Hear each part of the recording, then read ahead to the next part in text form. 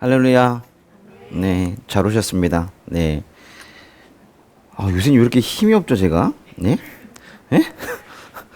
네, 원래 되게 힘찬 사람인데, 몸에 힘이 없으니까 자꾸 말도 그런 것 같지만, 사실 이 안에는 힘이 많아요. 여러분이 잘 못 보는 거죠, 그죠? 예. 아니, 혹시 오해하실까봐, 네. 외유내강이라고 알아요? 외유내강? 네. 네, 오늘은 마가복음 보도록 하겠습니다. 사실 언제나 마가복음을 보고 있었는데요. 네, 오늘도 14장 보도록 하겠습니다. 14장에 27절부터 31절까지의 말씀인데요. 먼저 말씀 읽고 시작하도록 하겠습니다. 예수께서 그들에게 말씀하셨습니다. 너희는 모두 나를 버릴 것이다. 성경에 이렇게 기록되어 있다. 내가 목자를 치리니 양떼가 흩어질 것이다. 그러나 내가 살아난 후에 너희보다 앞서 갈릴리로 갈 것이다. 베드로가 장담하며 말했습니다. 모든 사람이 주를 저버린다 해도 저는 그렇게 하지 않을 것입니다. 예수께서 대답하십니다. 내가 네게 진실로 말한다. 오늘 밤 닭이 2번 울기 전에 네가 나를 모른다고 3번 부인할 것이다. 그러나 베드로는 힘주어 말했습니다. 주와 함께 죽을지언정 결코 주를 모른다고 하지 않을 것입니다. 다른 모든 제자들도 같은 말을 했습니다.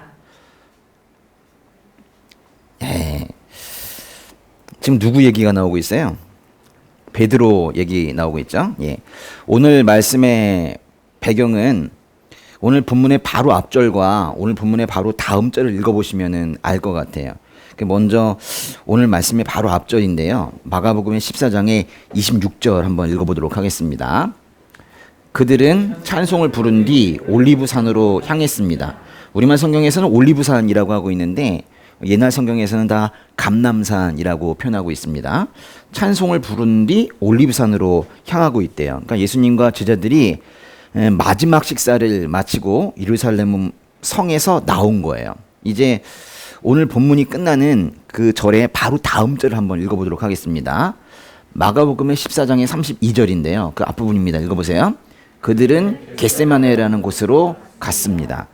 올리브산, 즉 감람산으로 향하는 장면과 겟세마네로 가는 장면 사이에 오늘 본문이 있는 거예요. 그러니까 오늘 이야기는 예수님과 제자들이 마지막 식사를 했던 그 다락방에서 나와서 기드론 골짜기를 지나서 올리브산에 있는 겟세마네로 가는 도중에 있는 길 위에서의 그런 일이에요.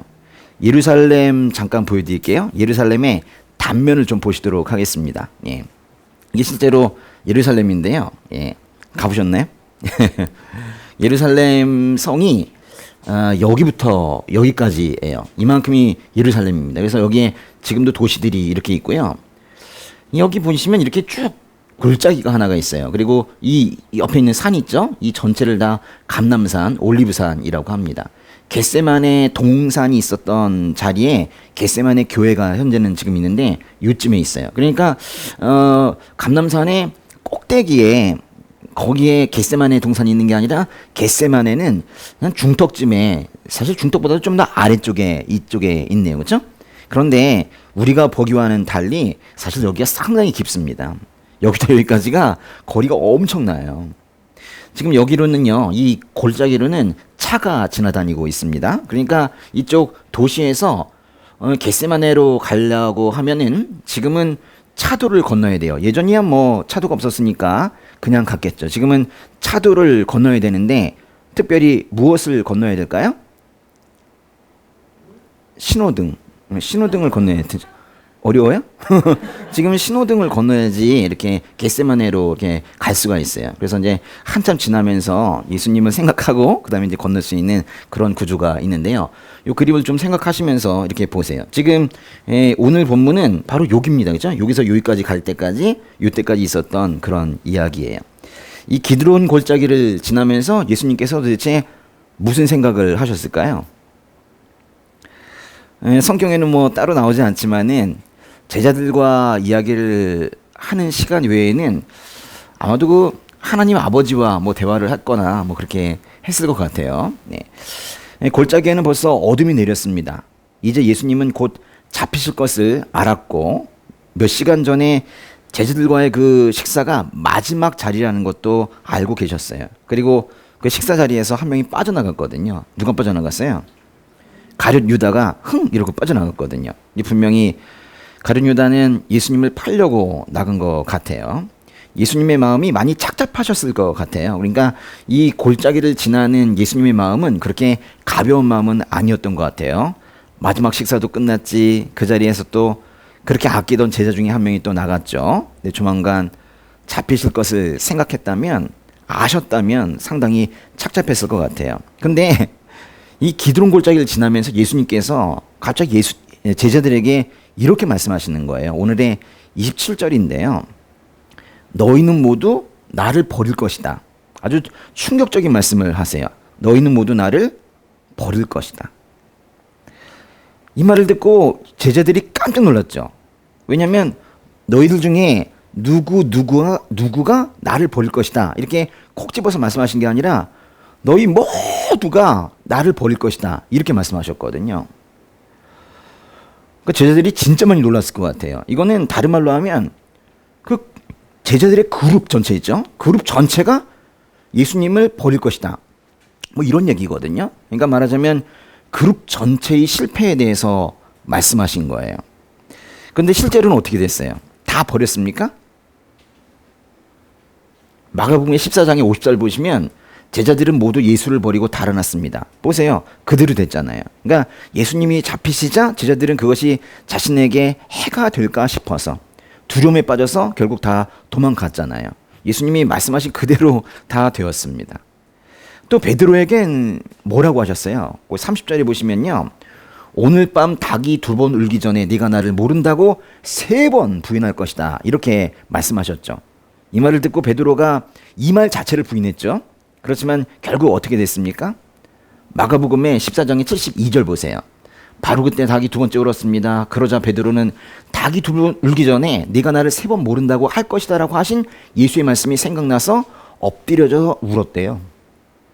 그대로 됐죠. 베드로도 결국 부인을 하고 말았습니다.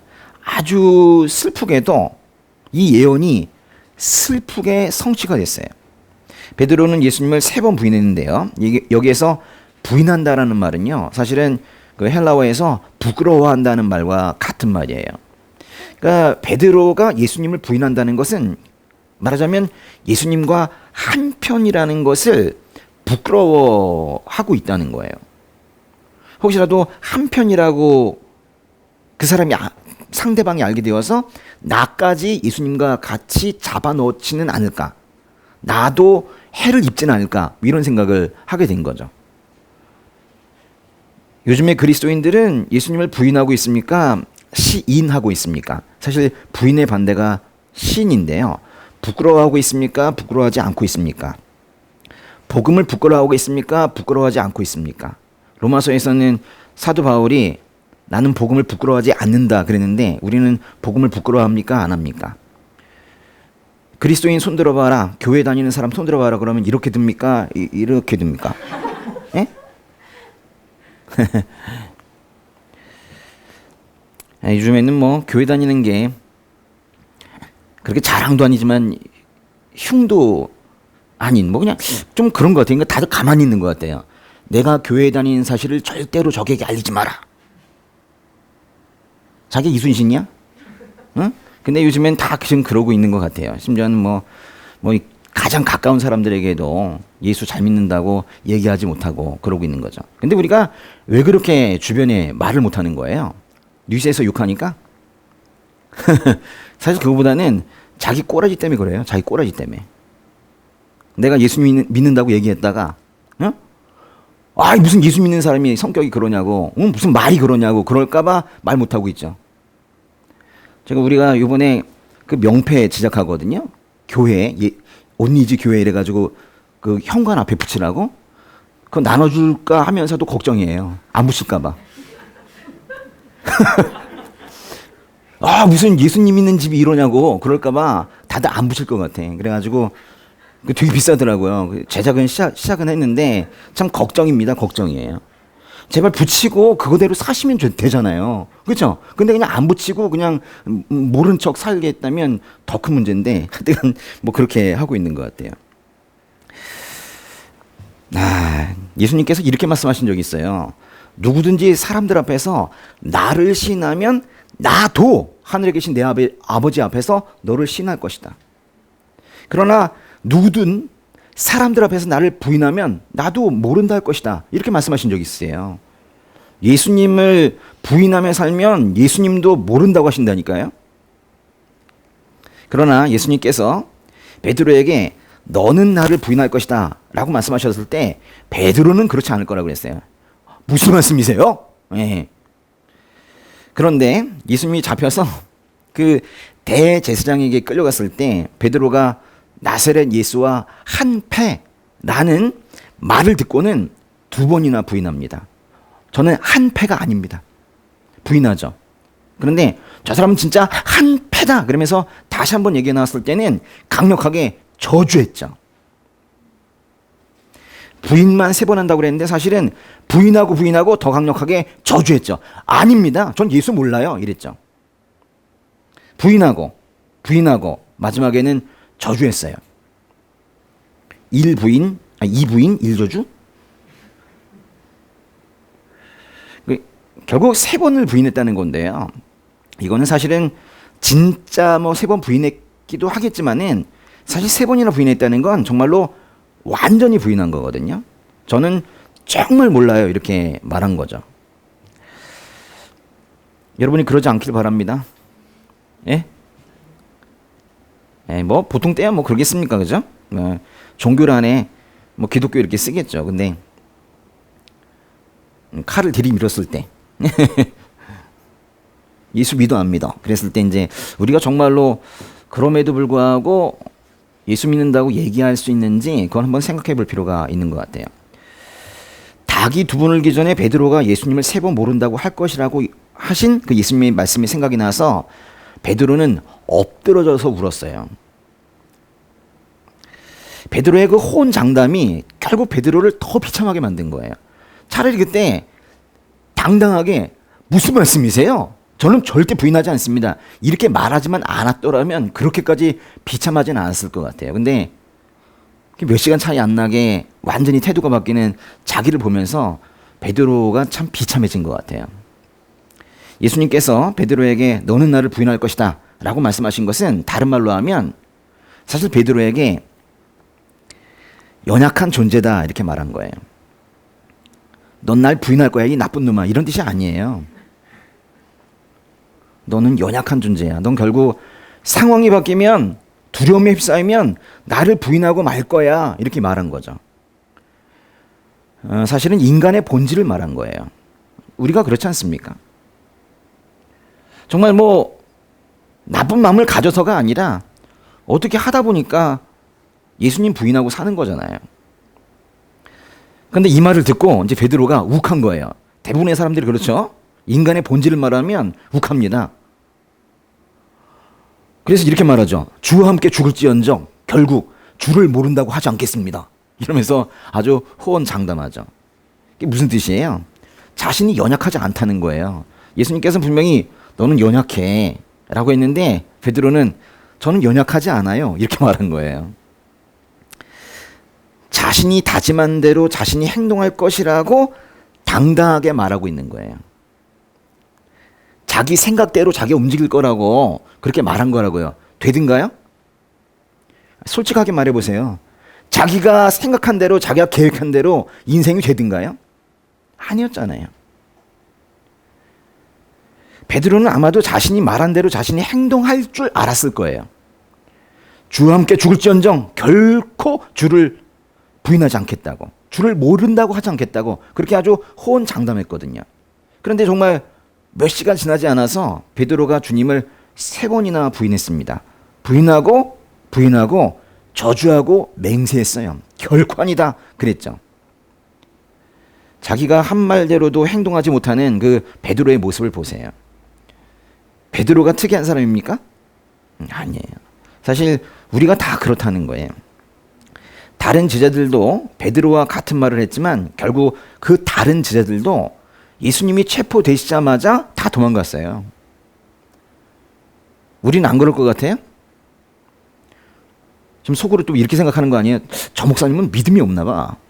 왜 우리를 저렇게 얘기하지? 저 목사님만 도망갈 것 같은데? 저는 지금 인간의 본질을 말하고 있는데요. 상황이 변했을 때를 한번 생각해 보자 이거예요. 지금 뭐 다 모이지 못해도 이렇게 라이브로 할 수 있는 거가 어디예요? 예배를 드리는 게. 근데 이게 더 혹독한 상황이 되면 우리가 변하냐 변하지 않느냐 한번 생각해 볼 필요가 있는 거예요. 응? 예배 전면 금지. 예배 드리면 잡아간다. 할 때 모일 사람이 있냐 이거죠. 주님 앞에서 다짐을 하지만은 자신이 한 말 그대로도 살지 못하는 우리의 모습을 보고 있는 거예요. 제가 학원에서 학생들 가르칠 때 자기가 생각한 대로 스스로 할 수 있다고 생각하지 말라고 그래요. 그럼 다들 멍해요. 뭔 얘기야 도대체? 저는 사람이 약하다고 얘기하거든요. 수업 시간에. 약하다고 얘기하고. 여러분은 의지가 약하지 않습니다. 의지가 없어요. 뭐 이렇게 얘기하거든요. 근데 그게 사실 성경이 말하고 있는 그런 인간의 본질이에요. 그리고 자기가 생각한 대로 절대 하지 못해요.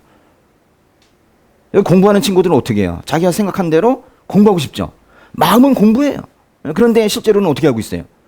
휴대폰을 들고 뭐 이렇게 막 이렇게 하고 있죠. 아유, 어떤 친구는 뭘 막 키우고 있어요. 막 난 뭘 키우는지 모르겠는데 막 그렇게 하고 있고. 자기가 생각한 대로도 하지 못하고 오면서 그렇게 산다니까요. 제가 지난 한 주간에 스스로에게 이런 질문을 계속 했었어요. 사실 오늘 말씀 때문에 한 건 아닌데 그 질문을 하다가 이 말씀을 보니까 이 말씀에서 사실 답을 주셨는데요. 제가 어떤 질문을 했냐면 바로 오늘 제목과 같은 그런 질문인데 사람이 근본적으로 변할 수 있을까? 이거예요. 좀 더 간단히 말하면 사람이 완전히 완전히 변할 수 있을까? 뭐 이런 질문이었었어요. 주변에 막 물어보기도 했어요. 사람이 근본적으로 변한다고 생각합니까? 뭐 이렇게 물어보기도 했어요. 다 뭐 답변은 별로였었어요. 그런데 하여튼간 말씀이 저에게 답변을 주셔서 전 너무 감사해요. 사람이 근데 완전히 변한다. 근본적으로 변한다. 이것이 물론 뭐 죄인으로 태어난 인간이 완전히 의인이 되는 걸 말하는 건 아니에요. 사실 우리가 스스로를 구원할 수 없으니까 하나님께서 우리를 구원하신 거잖아요. 그러니까 우리가 죄인으로 태어나서 평생 죄만 짓고 살다 보니까 우리를 보시고는 너무 안타까우셔가지고 야 이놈아 이래가지고 저를 잡으시고 저네요. 그죠? 잡으시고는 죄인아 이럴 줄 알았는데 그러지 않으시고 의인아 이렇게 하셨어요. 너무 깜짝 놀란 거죠. 때리실 줄 알았는데 갑자기 이렇게 안아주셨단 말이에요. 그래가지고 왜 이러실까? 그런데 그 방법밖에 없는 거죠. 하나님께서 우리를 구원하지 않으시면은 아무것도 안 되니까. 그래서 하나님께서 우리를 구원하신 거잖아요. 그러니까 그 정도로 이렇게 뭔가 그렇지만 이제 의인이라 우리를 칭하셨으니까 우리가 그때부터는 하나님의 그 기준에 맞게 하나님의 바람에 맞게 뭔가 의인으로 살아가려고 노력을 해야 되겠죠. 물론 완전한 수준에는 이르지 못해요. 이 땅에서는. 그러나 어차피 안 된다고 아예 포기하면 안 된다는 걸 지금 말하고 있는 게 성경이에요. 성경은요. 그 66권이 전체가 다 믿는 사람들한테 준 거지 믿지 않는 사람에게 믿으라고 주신 건 아니에요. 그 왜 이렇게 두껍게 써요? 이미 구원받은 사람들한테 준 건데. 변화라는 거잖아요. 변화. 우리가 도덕적인 완성이야 이 땅에서 이루지 못한다 하더라도 자포자기하면 안 되고 계속해서 변해 가야 되는 거예요. 불교에서는 절대로 사람에게 변하지 않으라고 합니다. 내가 해줄 테니까 불교 종교가 해줄 테니까 걱정하지 말라고 그래요. 그러나 우리는 헌금도 헌물도 아무것도 원하지 않는다고 얘기해요. 자꾸 가져오지 말라고 그래요. 우리 교회도 자꾸 가져오지 마세요. 사람이 변하는 게 제일 중요해요. 사람이 변하는 거, 변화. 하나님께서 원하시는 건 그거예요. 근데 제가 이제 근본적인 변화를 이렇게 표현하는 것은 근데 그런 걸 말하는 건 아니에요. 그렇지만 예수 믿고 나서 그래도 좀 크게 변하는 거 있죠. 그 정도를 좀 말하고 싶은 거예요. 근데 근본적이라는 표현 뺏기 저는 생각이 별로 나지 않나 가지고 이제 그렇게 하는 거예요. 그러나 그런 거 있죠. 조금 변하는 거 말고 완전히 변하는 거. 제 맘 알겠어요? 최소한 그래 딱 저 사람 보면 예수 믿는 사람이야 이렇게 알 수 있는 그런 변화 말이에요. 야, 참 쟤를 보니까 하나님 계신지 모르겠다. 이런 거 말고요. 어? 이게 아주 크게 변해야지 사람은 사실 변한 것 같은데 그 정도로 변해야 되는 건 아닌가. 저는 그렇게 생각을 하고 있어요. 그러니까 그리스도인이라면 몰라요. 좀 다른 것 같아요. 인생관도 다르기 때문에 다르게 행동해야 된다고 생각하고 좀 많이 변화해야 된다고 저는 생각하는데 여러분 생각은 어떠세요? 이럴 때 크게 아멘하는 거죠. 변해야 돼요. 사실 우리는 너무 좀 변하지 않거나 또는 이제 변화에 대한 그 과정을 너무 포기해 버린 게 아닌가 뭐 이런 생각이 들기도 해요. 성경을 잘못 읽어서 그래요. 성경을 잘못 읽으면 어떤 생각이 드냐면 믿음이 있으면 구원. 그럼 끝이에요. 근데 성경은 믿음이 있는 사람들한테 주신 거라니까요. 그 다음에 어떻게 우리가 살아가야 되는지 그것에 대해서 알려주고 있는 책이 바로 성경이란 말이에요. 야고보서의 권면대로 듣기는 빨리 하고 말하기는 천천히 하면서 노하기도 천천히 했으면 좋겠죠. 제가 지금 말을 짧게 해서 그렇지 얼마나 어려운 거예요. 듣기는 빨리 하고 말하기는 천천히 하고 노하기도 천천히 하는 거. 우린 참 빨리 노하고 듣기는 천천히 듣고 말하기는 빨리 하고 막 그래요. 그죠? 다른 사람 말 자르고 막 그러죠. 야고보서는 믿음이 없는 행함은 그거는 가치가 없다고 말해요. 그거는 뭐 믿음이 구원의 요소라는 뜻은 아닙니다. 그러나 최소한 구원받은 자는 행함을 해야 되지 않겠느냐. 사람이 좀 변해야 되지 않겠느냐. 이 얘기를 지금 하는 거잖아요. 구원은 받았지만 그리고는 아무 일도 없었다. 이게 말이 됩니까? 뭔가 변해야 된다는 거예요. 사람이 근데 변하다는 거죠. 제가 이제 일주일 동안 고민했던 게 그거예요. 이제 변화라고는 자꾸 말하더라고요. 성경에서. 그런데 사람이 진짜 근본적으로 완전히 변하는가? 이거에 대한 제가 의문이 생긴 거예요. 그러니까 성경을 많이 읽으면 변하는가? 뭐 그런 의문도 생기고 그랬어요. 약간의 변화 말고 아주 근본적인 변화 말이에요. 어떤 사람이 게으른 사람이었는데 주님 만나고 나서 삶의 소망을 찾아가지고 다시 살고 싶어진 거예요. 그래가지고 막 열심을 해가지고 근면, 성실한, 부지런한 사람이 되어 있는 거예요. 이런 변화만이에요. 그렇게 아예 야, 저 사람 왜 저렇게 열심히 일해? 이렇게 변하는 이런 경험이 있으세요? 아니면 잠언 26장의 말씀처럼 아직도 문짝이 경첩에서 붙어 돌아가듯이 침대를 껴안고 너는 나와 하나다 뭐 이러면서 아침에 그러고 있는 거예요? 이게 잠언에 있는 표현이에요. 그런 게으름뱅이가 게으름뱅이로 계속 살고 있는지 아니면 부지런한 사람으로 바뀌어 있는지 그런 변화가 있는지를 묻는 거예요. 세속적인 사람이었는데 하나님의 사람으로 변하는 게 가능한가요? 그러니까 목숨을 걸고 신앙을 지키는 것처럼 그런 순교의 자세로 믿음을 지키고 있냐 그런 말이에요. 저는 교회는 다니지만 뭐 그 정도는 아닙니다. 그런 정도인가? 하루 종일 우리 생각을 한번 보세요. 이 생각의 상당 부분이 선교와 전도, 영혼 살리기 이런 거에 있나요? 아니면 또 다른 거에 있습니까? 하루 종일 세상에서의 성공만 생각하던 사람이 전도와 선교를 통해서 하나님 나라의 완성을 생각하는 사람으로 바뀌었다면 참 놀라울 거예요. 그런 것들을 지금 말하고 있는 거예요. 또 반복되는 죄에 걸려 넘어져서 허우적대던 어떤 한 인간이 이제는 그 죄가 너무 싫어서 죄를 이겨내는 존재로 변화했다. 이런 것들을 말하는 거예요. 그런 거를 우리 성경에서는 죄와 피 흘리기까지 싸운다 그렇게 표현하고 있어요. 내가 원하는 선은 행하지 않고 오히려 원하지 않는 악을 행합니다. 로마서 7장이 이 말씀에만 크게 아멘하죠. 맞아, 나도 악을 행해. 그리고 나서 거기에 머물고 있으면 안 된단 말이에요. 그 얘기를 왜 했겠어요? 그러니까 구원이 필요하다 그 얘기를 한 건데 나는 악을 행하고 있지. 내 생각대로 되지가 않아. 이러고 있냐는 거예요. 성경을 헛 읽었어요. 그러니까 읽다 말아서 그래. 우리의 연약함을 표현하는 그런 것들은 그래서 결국 예수가 필요하다. 지금 그 얘기를 하고 있는 건데 거봐, 난 연약하잖아. 이러고 있다니까요. 우리는 더 나은 사람이 되고 싶어 해요. 이거는 크리스천뿐만이 아니라 사실은 세상의 모든 사람들이 생각하는 건데요. 좀 더 나은 사람이 되고 싶어 해요. 여러분도 그렇습니까?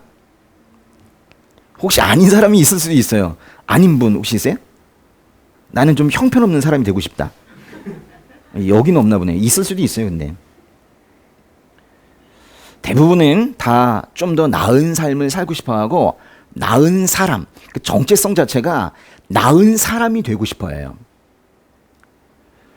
일단은 제일 하고 싶어하는 건 다들 그럴 거예요. 감정 컨트롤을 잘하는 사람이 되고 싶어해요. 누가 뭐라고 그래도 아주 화나는 어떤 이야기를 해도 웃어 넘길 수 있는 여유 이런 걸 가지고 싶어해요. 화를 좀 잘 안 내고 싶어하고 그리고 뭐 어떤 짜잘한 일들에 짜증내고 싶어하지 않고 뭐 그래요. 근데 아주 기쁠 땐 또 아주 호탕하게 웃고 뭐 이렇게 감정 컨트롤을 잘하는 그런 사람이 되고 싶어하죠. 누가 봐도 아주 멋진 뭐 그런 사람이 되고 싶어해요. 기독교인이라면 이런 얘기 하나 듣고 싶어해요. 와, 정말 홀리하다. 저 사람 정말 홀리해. 또 누군가 이제 다른 사람에게 소개할 때, 이분 정말 독실한 기독교 신자이세요. 이 얘기 듣고 싶어 하죠. 독실하다는 게 뭔 뜻인지 몰라도 하여튼간 독실하다고, 자기가 독실하고 싶어 해요. 홀리하고 독실하고.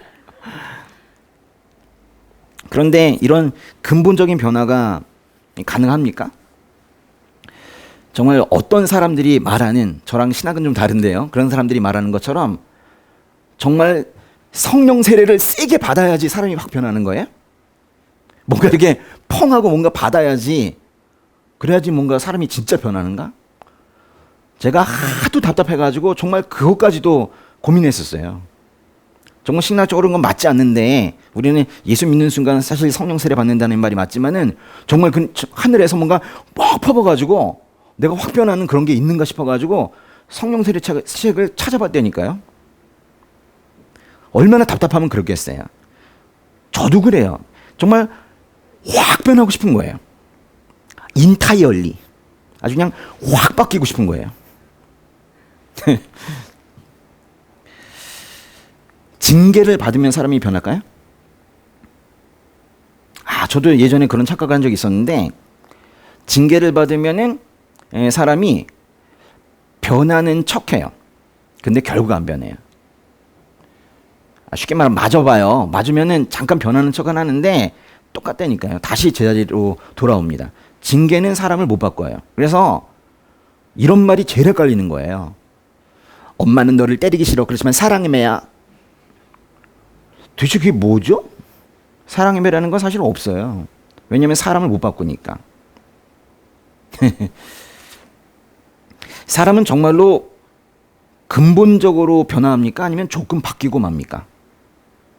오히려 거꾸로 복을 많이 받으면 사람이 변해요? 점점 더 이제 제가 궁금해진 거예요. 제가 한 주 동안 얼마나 답답했는지 아세요? 그리고 약간의 변화는 알아요. 저도 제가 그 JDS라는 그 예수제자학교에 거기 지금 팀장님한테 정말 많이 바뀌셨어요. 이렇게 확 바뀐 사람은 이분밖에 없습니다. 라고 했는데 그분이 뭐라고 하냐면 사돈 낱말하신다고. 응? 제가 얼마나 심각한 존재였었는지를 얘기하면서 아주 많이 바뀌었다 이렇게 얘기하더라고요. 주님 만나고 나서 많이 바뀐 줄 알았는데 결국 극심한 고난이나 삶의 어려움이 닥치면 다시 옛날 성질이 나와요. 그럴 때 이제 우리가 좌절하는 거예요. 나 아직 안 바뀌었구나. 또 거듭난 사람인 줄 알고 살고 있었는데 갑자기 어느 순간 버럭 화를 낸 거예요. 아주 거룩하지 못한 언어들이 막 튀어나오는 거예요. 잘 참았거든요. 몇 달을. 근데 잘 참았는데 어느 하루에 막 화가 막 터져 나오는 거예요. 도저히 뭐 하나님 믿는 사람이라고 말하지 못할, 도저히 창피해서 말하지 못할 그런 상황이 막 생기는 거예요. 그럴 때 또 자기에게 실망합니다. 그러면서 또 이렇게 생각하죠. 나 아직 바뀌지 않았구나. 심지어 한 발 더 나아가서 이렇게 생각하게 돼요. 나 정말 구원받은 사람 맞나? 이런 의심까지 하게 되는 거예요. 오늘은 결코 험담하지 말아야지 뭐 이랬는데 친구와 만나면 또 그 자리에 없는 사람을 험담하고 있는 자신을 보고는 깜짝 놀라는 거예요. 오늘은 성결하게 살아야지 라고 다짐을 했는데 음란한 행위를 하고 있는 자기를 보면서 또 깜짝 놀라는 거예요. 오늘은 거짓말해야지 말아야지 그랬는데 상황을 모면하기 위해서 자기도 모르게 거짓말이 툭툭 튀어나오는 자기를 보게 된 거예요. 그런데 목사님들은 또 자꾸 여기 앞에 나와가지고 이 믿는 사람들에게 뭐라고 그러냐면 당신은 로얄 패밀리입니다. 로얄 패밀리래요. 하나님이 가족이 되었대요. 창조주 하나님이 우리 아버지래요. 예수님은 세상에 당신이 한 명만 있어도 당신을 위해서 죽으셨을걸요? 뭐 이러면서 얘기를 해요. 그러면서 우리 보고 아주 가치 있는 그런 소중한 존재라고 얘기를 해요. 그러니까 뭔가 내 꼬락서니는 정말 형편없는데 뭔가 나도 변해야 되나? 왕궁의 일원으로서 왕족으로서 뭔가 밥도 잘 먹어야 되고 뭐 이런 느낌이 이제 드는 거예요. 그러다 보니까 이제 기독교인들이 내가 좀 더 나은 사람이 되어야 되겠다 뭐 이런 생각을 자연스럽게 하는 거예요. 근데 그건 그렇게 나쁜 생각은 아닙니다. 좀 변해야 돼요. 변해야 되긴. 왜냐면 성경이 그렇게 말하고 있는 거니까. 그런데 목사님들이 그걸 또 덧붙이게요.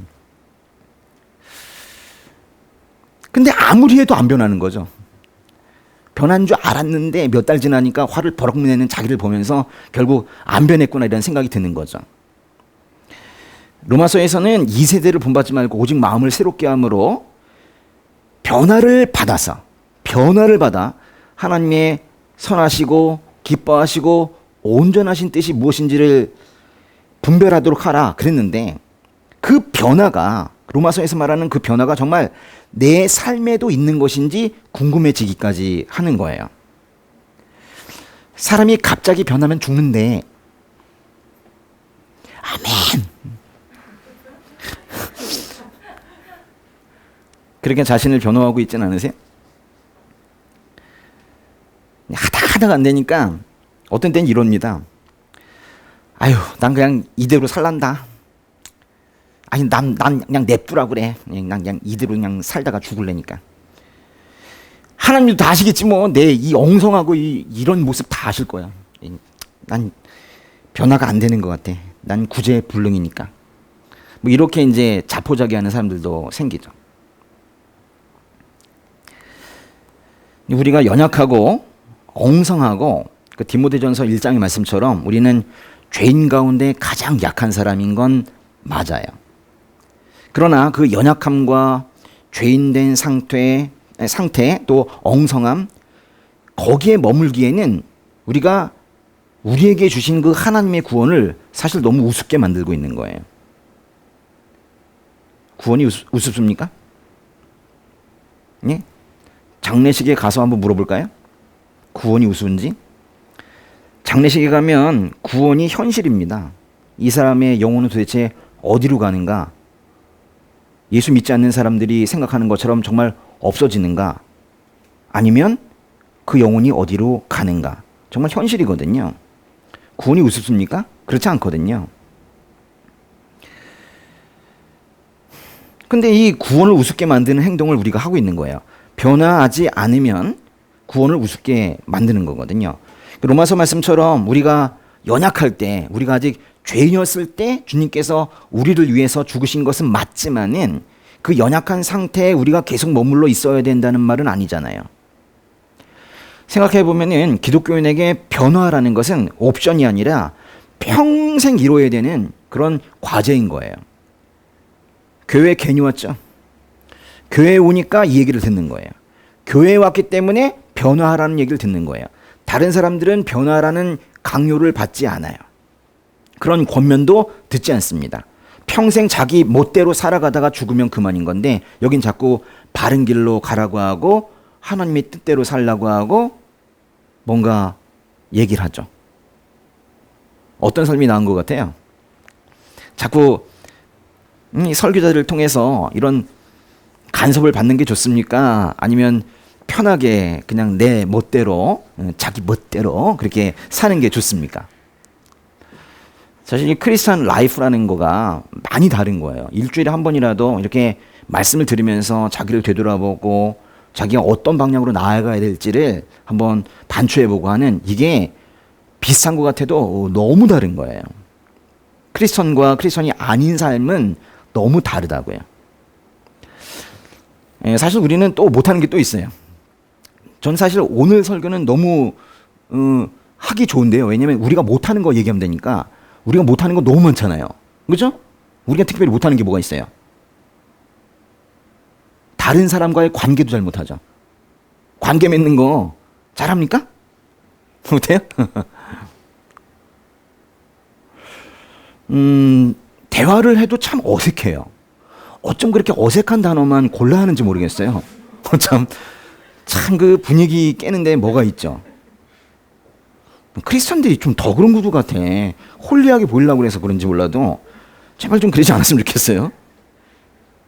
근데 자기에게 언어가 준비되어 있지 않다 보니까 상대방의 아픔을 치유하는 것은 더 못해요. 치유한답시고 가가지고는 자기 자랑을 늘어놓죠. 사실 나도 그런 경험이 있는데 말이야 이러면서 그 사람 경험 들으려고 하는 게 아니에요. 그렇죠? 근데도 결국 비슷하지도 않은 별것 아닌 경험을 얘기하면서 나도 네 맘 알아라고 하지만 사실 모르잖아요. 치유한답시고 더 큰 상처를 내는 것이 태반이에요. 그러나 시간이 지날수록 우리가 조금씩 변하긴 해요. 그러니까 사람들과의 대화가 좀 더 자연스러워지고 심지어 이 앞에 나와서 말하는 것도 좀 늘어요. 그건 맞죠?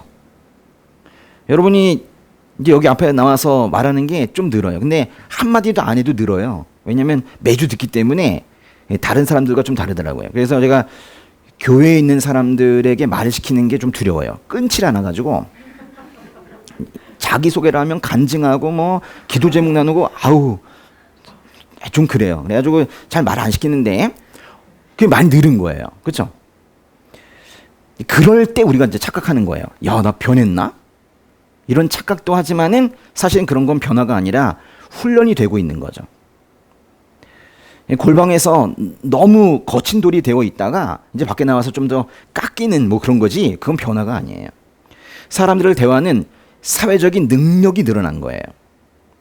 그래서 우리는 우리의 변화를 꿈꾸기 이전에 사실 먼저 훈련을 더 해야 되는 거예요. 변화는 그거보다 더 나중에 있는 일이에요. 근데 우리는 훈련조차 안 된 상태로 여기에 많이 있는 거죠. 특히 훈련 중에 언어를 사용하는 훈련을 해야 돼요. 언어 있죠, 언어. 욕은 하나 아시죠? 응?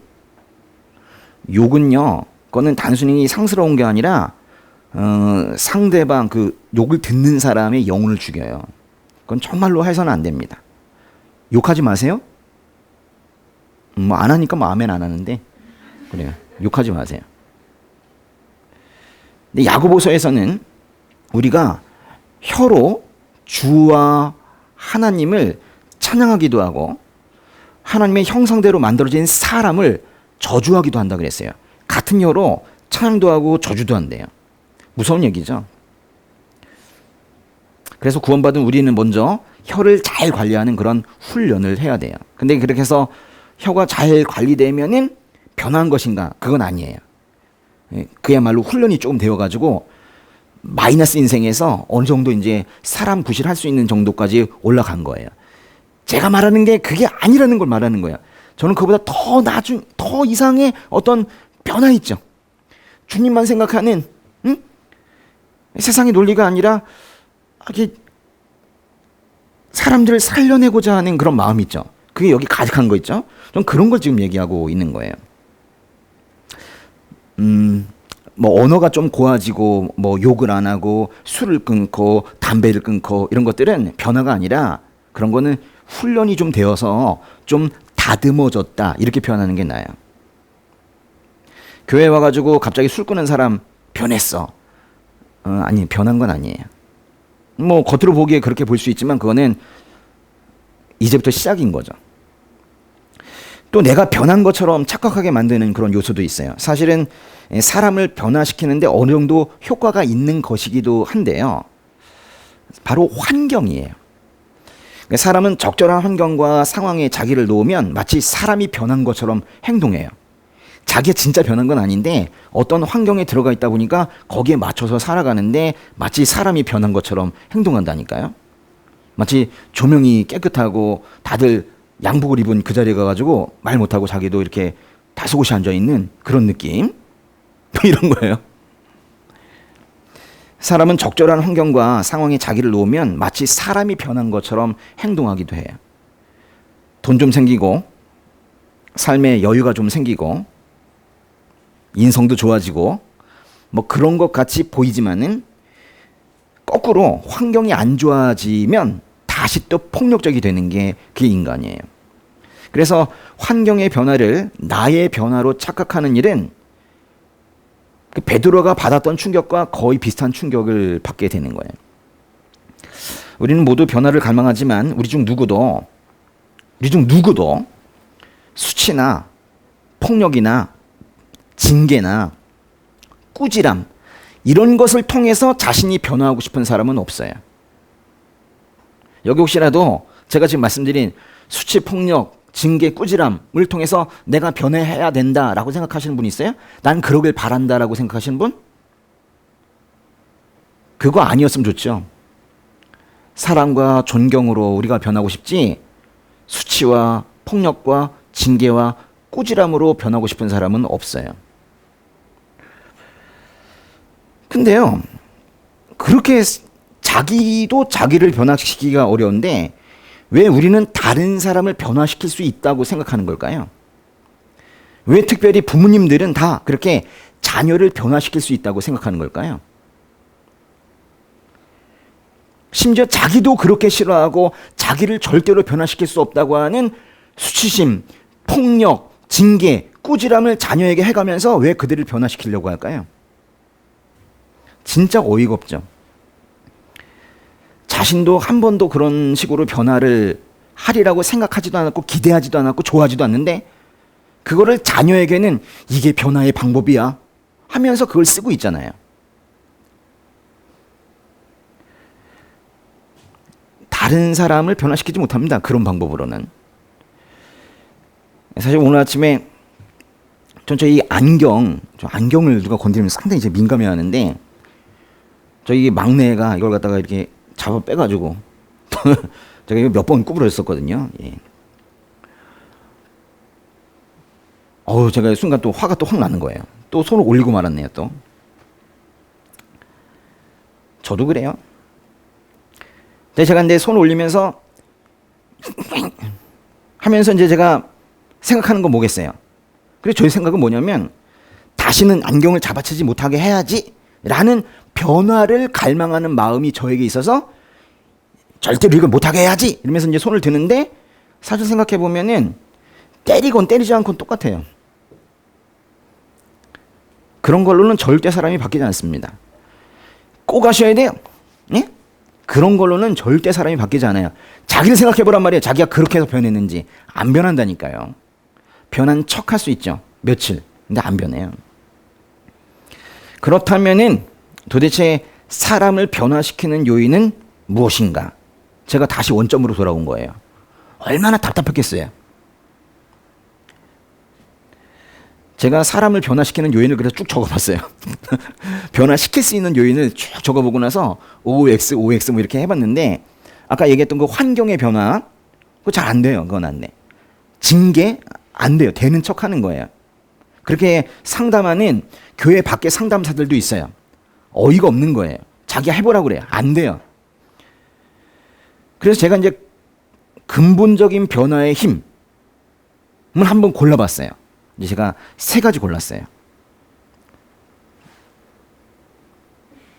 설교를 마칠까요? 그냥 말씀을 드릴까요? 근본적인 변화의 힘 3가지가 있더라고요. 적으셔도 됩니다. 네, 적으셔도 돼요. 네, 첫째는 사실 꾸준함이에요. 한두 번의 엄청난 사건으로 자신이 변하리라고는 절대 생각하지 마세요. 꾸준함. 이것이 사람을 변화시켜요. 꾸준하게 성경 말씀도 있고 꾸준하게 예배도 드리고 그럴 때 기독교인도 되는 것이고 꾸준하게 매일매일 하는 어떤 것만 사람을 변화시키는 거예요. 매일 하는 거 참 어려운 일이죠. 진짜 어려운 일이에요. 근데 매일 하는 것만큼 파워풀한 게 없습니다. 그것만큼 큰 힘을 발휘하는 게 없어요. 오랜 시간을 같은 목적으로 채워 넣는 거잖아요. 그렇죠? 매일매일 똑같은 목적을 가지고 그 똑같은 행동을 계속 하는 거잖아요. 쉽지 않죠.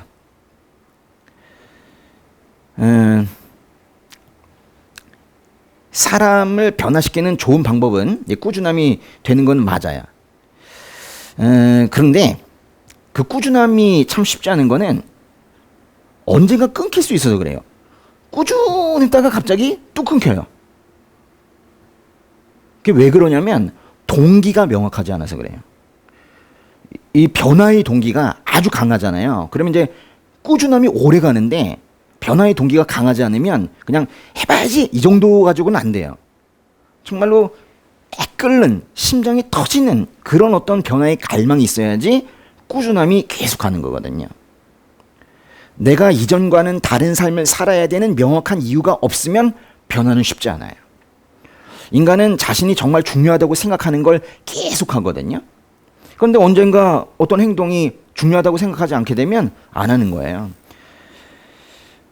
사람은 운동이 중요하다는 것을 알지만 운동을 꾸준히 하지는 않습니다. 운동을 꾸준히 하는 사람이 있다면 둘 중에 하나예요. 지은자매님 꾸준히 하시죠? 왜 꾸준히 합니까? 네? 습관이 돼서요? 질문에 대한 답으로는 참 재미가 없네요. 그죠? 습관이 돼서. 아마도 뭐 건강을 잃어본 사람은 열심히 할지 몰라요. 그죠? 그리고 또, 뭐 스스로 만족감을 가지거나 또는 다른 사람들이 박수 쳐주거나 그래가지고 뭔가 이렇게, 운동을 하는 게, 뭔가 인정이 되는 자신이 자신을 인정하거나 또는 다른 사람이 나를 인정하는 그런 기제가 되는구나. 뭐 이러면 운동을 계속할 수는 있어요. 그렇지만 만약 그런 거라면 인정이라면 누군가 박수를 끊어버리면 운동 안 해요. 그런데 경험이 전혀 없어. 건강을 잃은 경험도 없고 운동을 해가지고 박수를 받아본 경험도 없으면 그건 어려운 일이죠. 꾸준하게 무엇인가를 한다는 게 그렇게 어려운 거예요. 그러니까 꾸준하게 무엇인가를 한다는 게 어렵기 때문에 결국 변화가 어려운 거예요.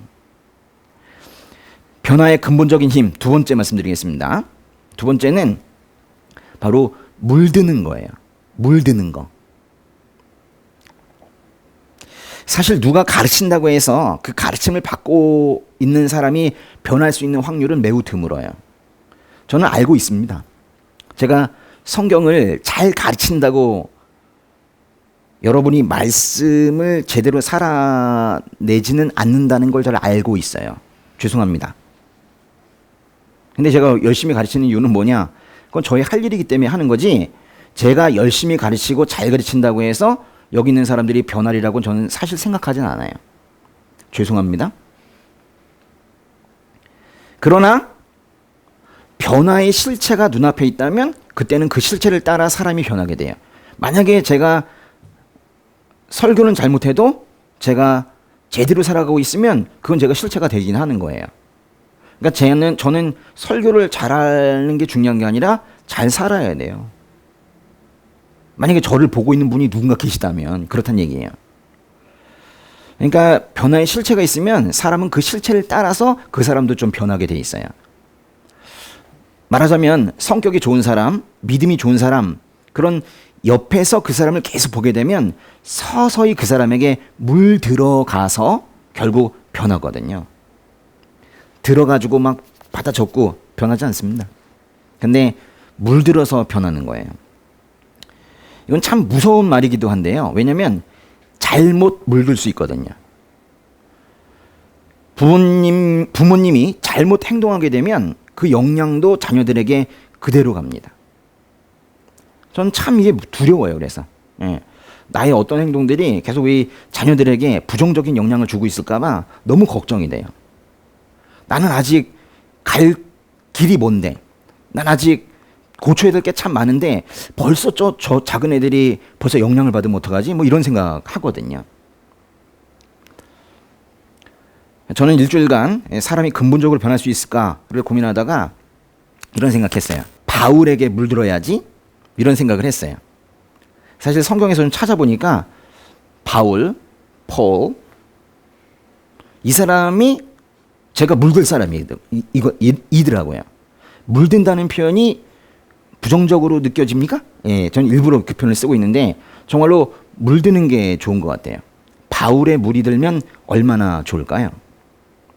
바울이라는 실체적 인물이 한 거를 저도 따라하다 보면 저도 확 변할 수 있겠다 이런 생각이 든 거예요. 그런데요, 그렇게 그 생각을 하고 나서 보니까 사실 바울에게 물들 게 아니더라고요. 사실은 우리는 예수님에게서 물을 들어야 되거든요. 그러니까 우리의 롤모델은 사실은 예수님이거든요. 예수님처럼 행동하고 말한다면, 그래서 예수에 물든 그런 작은 예수로 살아간다면 그것만큼 좋은 변화는 없을 것 같아요. 세 번째 말씀드릴게요. 예. 사실 오늘 말씀에서 힌트를 얻은 건데요. 이건 정말 충격적인 겁니다. 이건 믿지 않는 사람들은 이해도 할 수 없는 그런 이야기죠. 바로 오늘 말씀의 28절입니다. 한번 읽어볼까요? 그러나 내가 살아난 후에 너희보다 앞서 갈릴리로 갈 것이다. 예수님께서 제자들에게 그 기드론 골짜기를 지나면서 하신 말씀이에요. 너희는 다 나를 버릴 것이다. 그 다음에 하신 말씀이 이거예요. 나는 다시 살아나서 내가 먼저 갈릴리에 가 있을게 라고 하신 거죠. 예수님께서 살아나신다는 것은 부활을 말합니다. 예수님께서는 분명히 죽으실 거지만 다시 부활하셔서 먼저 갈릴리에 가 있겠다고 말씀하세요. 갈릴리.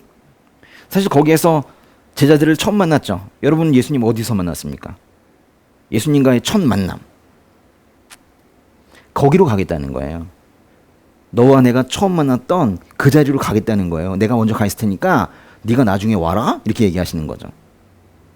예루살렘은, 밑에 있는 예루살렘은 예수님에게는 거절당하고 죽는 그런 장소예요.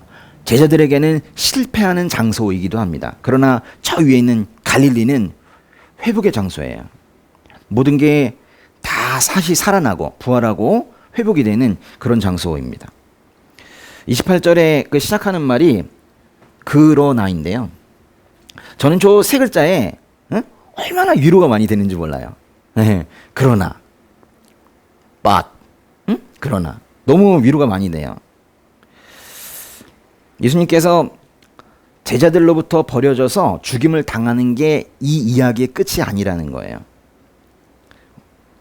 제자들은 지금은 분명히 실패하고 있지만은 변할 거거든요.